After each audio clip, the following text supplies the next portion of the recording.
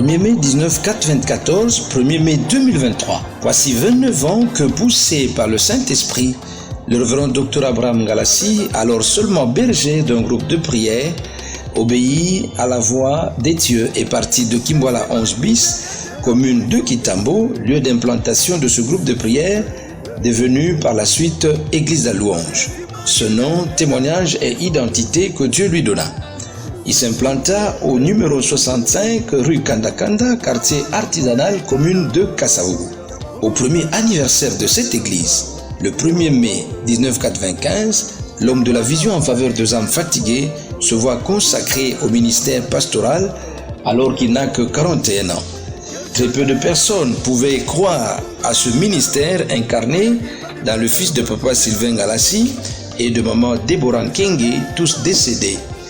Car la réputation d'ancien footballeur de Ligue 1 au sein de l'As Dragon, telle une poussière, couvrait pourtant une voûte d'immense potentialité comme un véritable don béni des dieux. Après 29 ans de cette œuvre, tous, même les sceptiques d'hier, sont unanimes pour dire Ngalassi est vraiment un choix de Dieu, tellement que les œuvres de Dieu parlent d'elles-mêmes. En cette 29e année, le représentant légal de l'Église à Louange, qui n'est tarit point en révélation, est descendu avec le dernier concept lui révélé, à savoir pastoral de proximité. La force derrière cette pensée a donné du tonus au système d'avancement rapide quant au souci permanent de rapprocher l'Église du peuple des dieux. Ainsi, plusieurs temples ont été construits et même des cellules implantées avec pour objectif plus d'églises que de bars partout où l'église à Louange est située, martèle toujours l'homme du 26 mars 1954. Ici, le film de quelques-unes de ses réalisations caractéristiques de l'an 29e, Temple Bel Air. C'est à Lubumbashi, inauguré par le chef spirituel le 1er mai 2022. Temple de louange Kwango dans la province du Kwango, à 160 km de Kinshasa sur la nationale numéro 1. Temple de louange Bandundu, province du Kwilu. Temple de louange Nkenge dans la province du Kwilu. Temple de louange Masibanima, province du Kwilu. Temple de louange Maluku, Kinshasa. Temple de louange Bumba dans la province de la Mongala, dédicacé le dimanche 23 avril 2023 dernier. Outre ce temple, la construction de l'auberge de Mama Béni dans le quartier Eradi, commune Sélébaou, un bâtiment de 3 niveaux construit sur fonds propres, initiative de révérende Françoise Ngalassi, épouse du représentant légal de l'église à Louange, est l'expression d'un investissement sérieux qui réconforte si besoin l'accompagnement d'une vision qui donne ses preuves à la gloire des dieux. En cette 29e année, il ne serait pas superflu de dire que la pastorale de proximité, afin de se doter des hommes pour sa mise en œuvre, a conduit le révérend Dr Abraham Ngalassi à consacrer plusieurs serviteurs au ministère pastoral. 2022-2023 à Kinshasa, 129 serviteurs ont été consacrés. À Matadi, 53 et tous envoyés, selon l'ordre suprême. Allez, faites de toutes les nations des disciples. Matthieu 28, 18 à 20.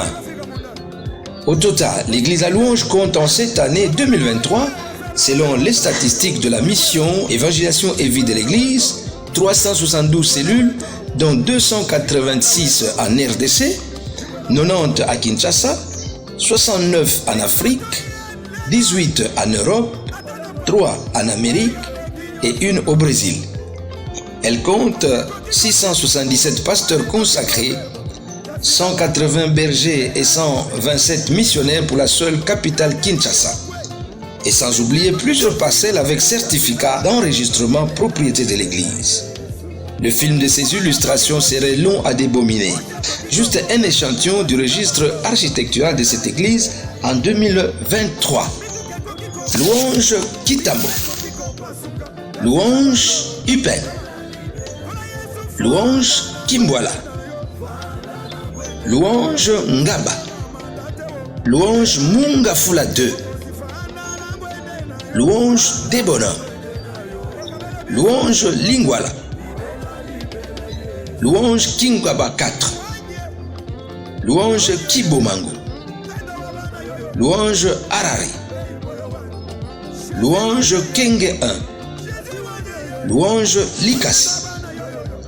Signalons en outre plusieurs voyages missionnaires en cette 29e année de l'Église ayant amené son visionnaire aux fins de consolider l'Église et de renforcer les capacités des serviteurs, tant à Lubumbashi, à Matadi, à Bandundouville et même à Istanbul dernièrement, en Turquie où une cellule a été implantée au premier trimestre de l'année 2023.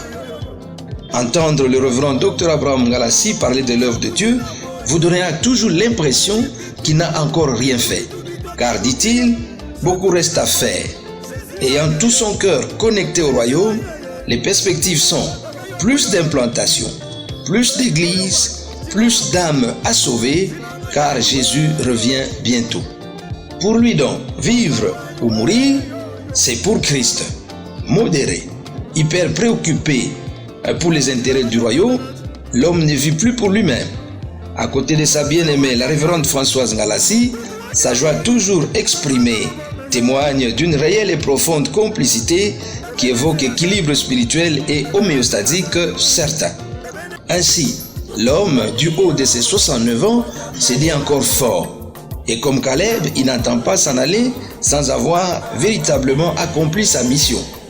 Ce jour du 1er mai 2023, qui voit s'accomplir également le 29 ans de vie sacerdotale de son serviteur, se prête dignement pour être célébré avec faste, la constance, l'intégrité, le don de soi, le don du modèle que Dieu a donné à l'Église, la louange, mais aussi à l'Église corps du Christ. En ce jour de cet anniversaire de velours, que tous disent « Vive le 1er mai 2023 », vive le 29 ans de l'Église à louange et du ministère pastoral de son représentant et chef spirituel, vive l'Éternel pour ses hauts faits.